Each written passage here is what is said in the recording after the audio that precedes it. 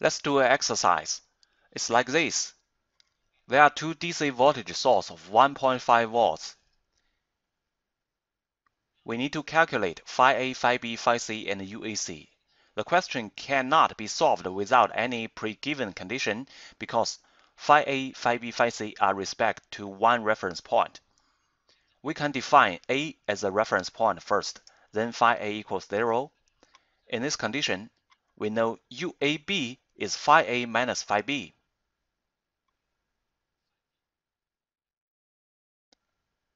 And we've known UAB is 1.5 volts, phi A equals 0, so phi B equals minus 1.5 volts.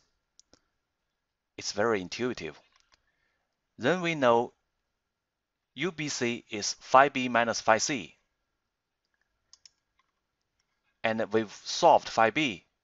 Then phi C equals minus 1.5 minus 1.5 equals minus 3 volts. According to the above discussion, we've known UAC equals phi A minus phi C. So it's 3 volts. Thus, we've finished the discussion. Next, we can also define B as a reference point. Since a reference point can be designated as you like, we define B as a reference point since UAB equals phi A minus phi B. Then we know phi A equals 1.5 volts.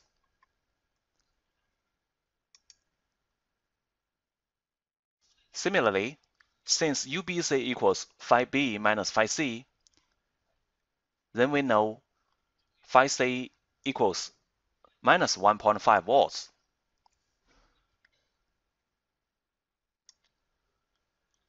Also, according to the above discussion, UAC equals phi A minus phi B equals 3 volts.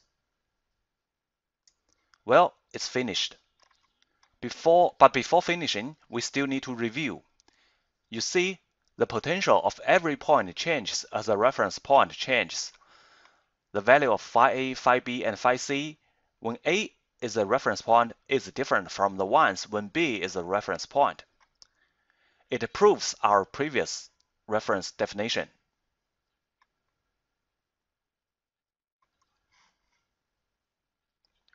That is, the potential is the voltage from one point to the reference point. When the reference point changes, the potential changes, of course. But let's watch UAC. Its value is the same, whatever the reference point is.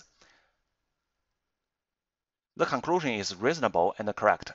So we need to remind you, the voltage between 2 points has no relationship to the selection of the reference point.